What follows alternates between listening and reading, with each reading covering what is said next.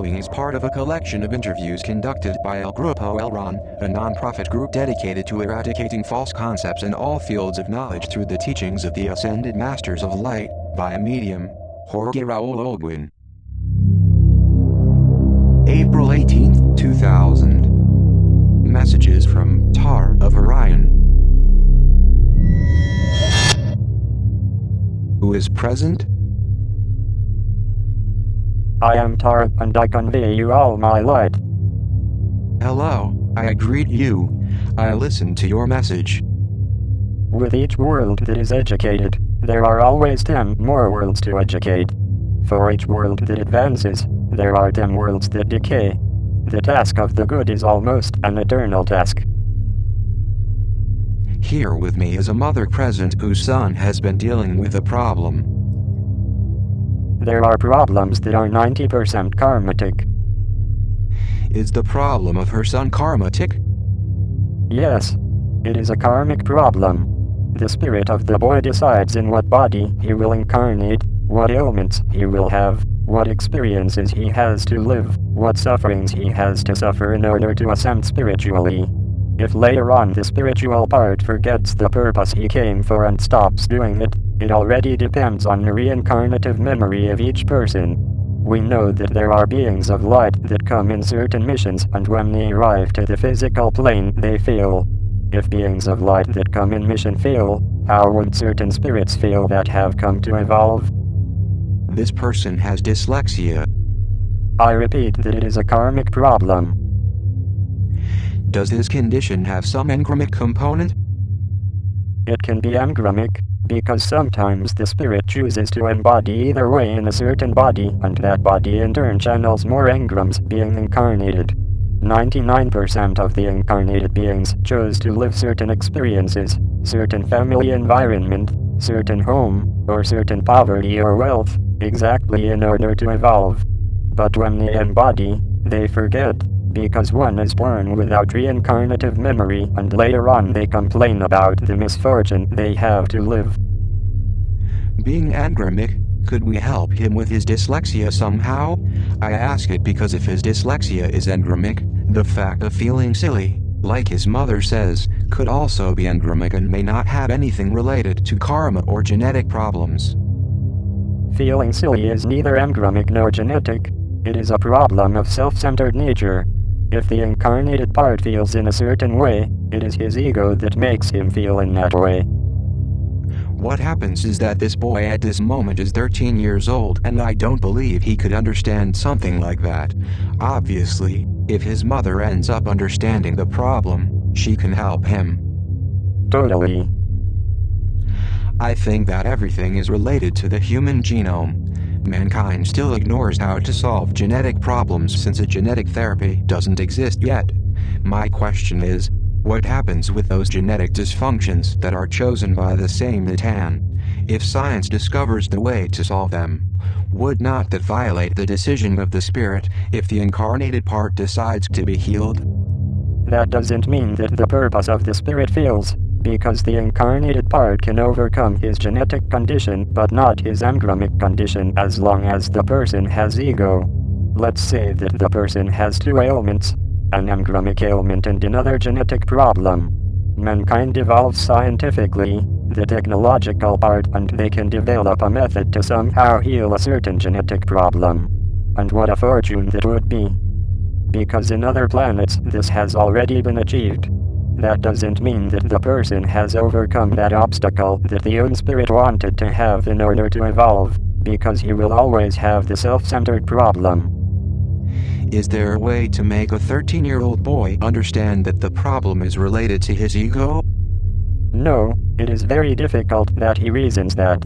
Then, what is necessary to do is to offer him a tremendous amount of love, a tremendous support, and make him understand that he is not different, because we, when we are incarnated as much in my world, Orion 4 as you on Earth, Sunday 3. On my planet we have the lousy habit of saying, if I am different, I am inferior. I will never say, if I am different, I am superior either, because that should not be said since it is bad. We would be in arrogance then. The word different in the terrestrial jargon means inferior. Then it's always necessary to show him, to show those who are different that they are normal people and that he has the conditions to evolve. In a single word, give him support. Did this boy embody with a certain mission? Simply to evolve. And what about his mother? The mission to evolve through service. Before she embodied in the physical plane, had the mother determined to make contact in some moment with the Masters of Light, or is it merely a coincidence? No, there are no coincidences. Those who are incarnated and have connection somehow with the extraplanetary Master of Light, as in my case, it is because that was already pre-established, because that spirit had to be connected to serve. If the spirit later on decides not to come closer again, then he is guiltier because he has double responsibility. I will give an earthly example. The irresponsible, ignorant that makes an outrage, doesn't have as much responsibility as the responsible that makes another outrage. Do you understand the paradox? Perfectly. When a person has been put on the alert that he is already a chosen person to represent by means of service to the hierarchy, and later on due to personal problems he gives a higher priority to his problems and avoids the responsibility, the person has double responsibility and a karma is generated that can even make him descend of spiritual level. This is law.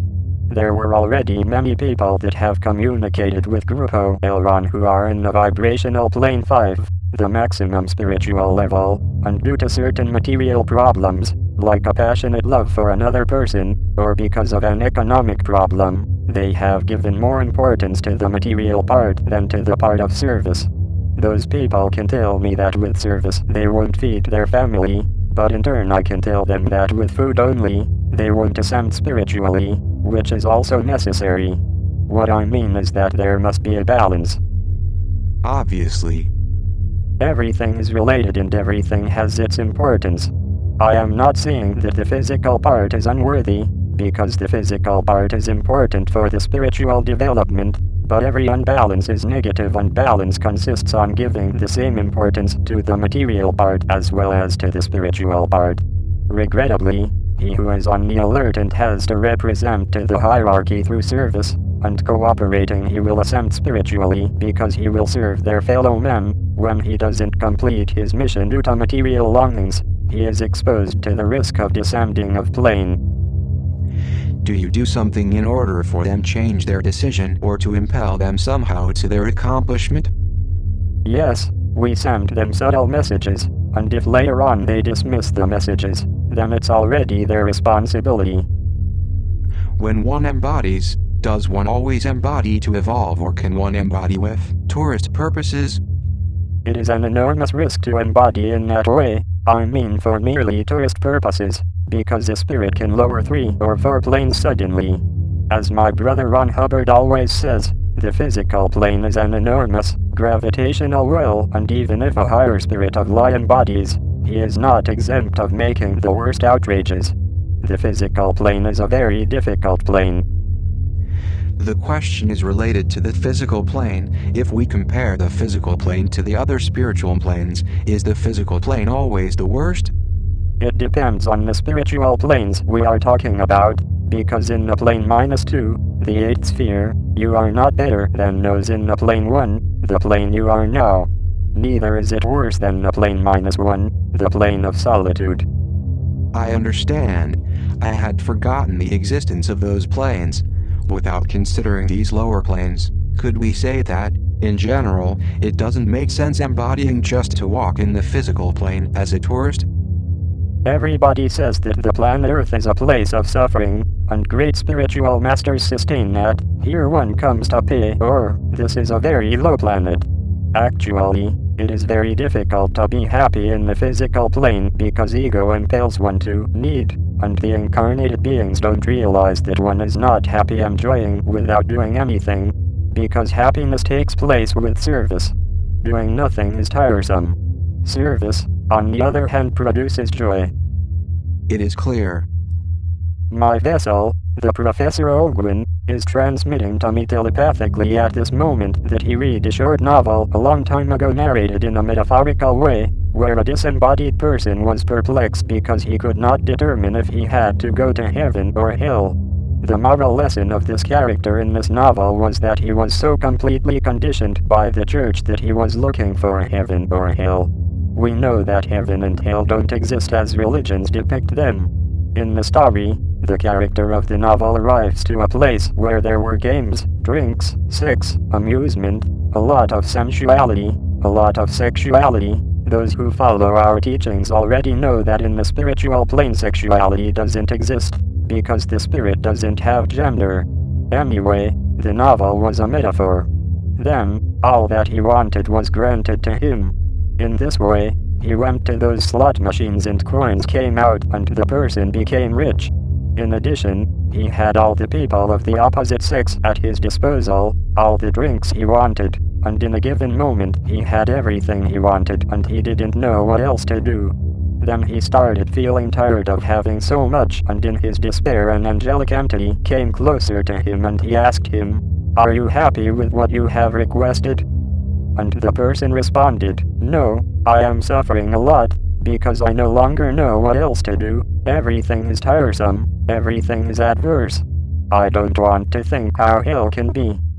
And then the angel told him, "What are you saying? This is hell." What this metaphor means, and this was said already by Professor Olguin in a meeting. I know it because with his authorization I read his mind.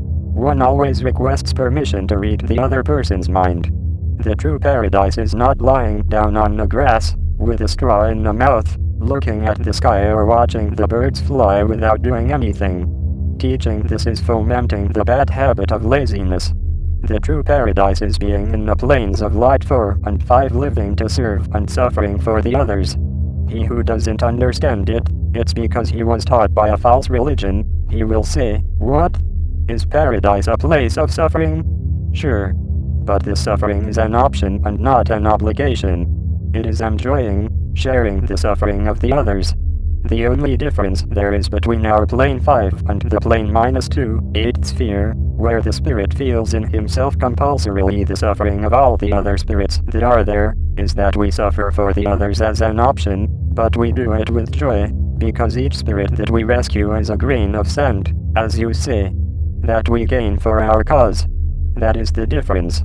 The famous, earthly paradise is a selfish paradise. My incarnated part, at the moment is embodied in Orion 4, as well as the incarnated part of Jonathan Uriel. The Professor Olguin is incarnated in Sunday 3, and they have read a work of a terrestrial author that says that there is a planet where all the inhabitants are beings of light who have embodied not to evolve but to enjoy, because in that world the word doesn't exist. They are all brethren, everybody is happy, everybody is fine and they never have problems. Actually, something like that cannot exist ever, because if there were a planet like that, it would be a tremendously selfish planet.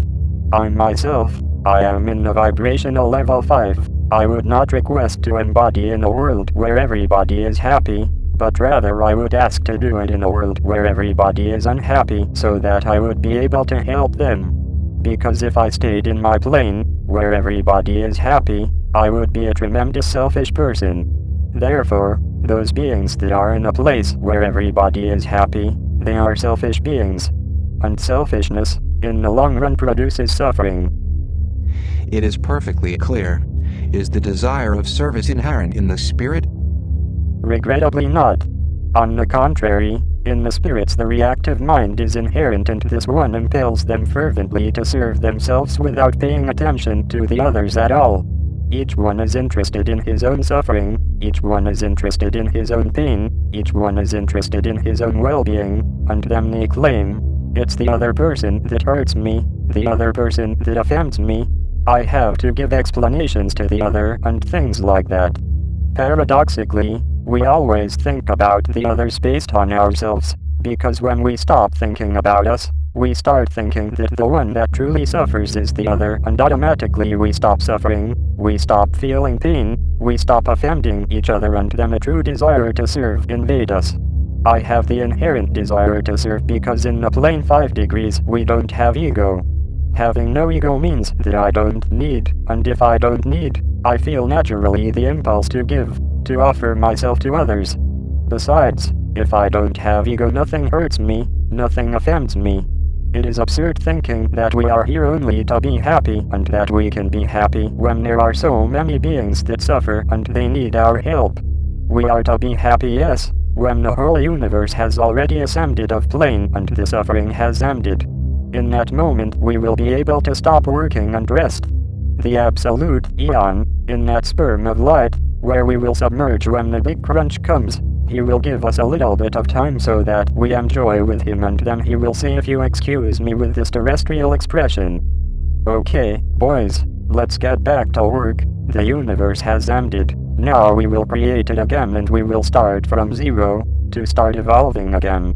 Why does the Absolute do that? Because each creation is an octave higher than the other, until a moment will come in which it won't be an octave higher, and then we will all enjoy in an eternal present. What I am saying is new, because terrestrial physicists think that there is a Big Bang and then will be a big crunch and everything will be over. No, there were many previous universes before this universe that began 15,000 million years ago, and the big crunch that will come won't be the last either. Then another universe of a superior octave will come, where we, as spirits, we will be the minor gods, Elohim, and we will create new spirits so that they evolve. The same evolution will irradiate, or it is irradiating at this time, such a light that will make grow the universe an octave. In each creation, then, there is an octave more. That is the function of the Absolute. When the maximum octave is reached, there is joy, we will be already minor gods and we will enjoy happiness with the Creator. The earthly orgasm that a couple feels when mating, will be an eternal orgasm. It will be of a subtle density, so elevated and at the same time so pleasant that we will live in an infinite fraternity. It is a pun. Tar, your explanation is perfectly clear, but now I want to ask you this question. In a documentary, an alleged Oriental teacher said that he had sexual relationships without having orgasms. This was taken by him like something very positive, because for him having an orgasm would be like being deflated. My question is if this peculiarity is some engramic dysfunction. The answer is that the tantric function of the orgasm is used rather for sexual techniques. Everything they say is false. When the human male reaches orgasm, he doesn't lower of spiritual plane. What they say is not true, but just the opposite. But however, it is somehow true that one is deflated after an orgasm. Yes, but only in the physical aspect. I see. If there is a simultaneous orgasm between a man and a woman, although the woman is multi-orgasmic, orgasm makes that those spirits rise a vibration. So, the orgasm is good also for the spiritual part. What that terrestrial Oriental explained is that they retain the orgasm to be able to continue exercising the function of the sexuality with the woman. He does it based on a technique, nothing else. Because the woman is multi-orgasmic and the male is not, and there are men that at a certain age find difficult to recover after an orgasm, what they do is retaining the orgasm to be able to continue with the coitus. Perfect, your explanation is very clear, but this man spoke that he never had orgasms. Is this okay? I ask it because one thing is retaining the orgasm as a technique to enjoy more time with a woman, and another is retaining the orgasm always as if it were something positive. In that case, if this person does that, it is bad and it is harmful, and it can affect him psychically and physically. Once the male gave pleasure to his mate, he gave delight to the woman, the male can perfectly culminate the sexual relationship ejaculating, and that is perfectly fine. Could the theory of this person that never ejaculates be something engramic, and therefore irrational and above all something against nature? Yes, it could be something engramic, and the teaching of the technique has been interpreted erroneously for this reason. The topic was clarified. Another question is, would the Akashic records be something like a kind of film library, where documentaries of events that already happened are registered?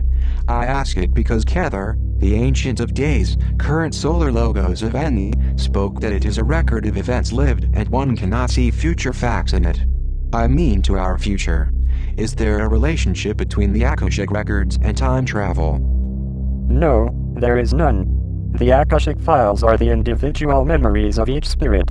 The spirit, outside of the body, remembers all the past lives.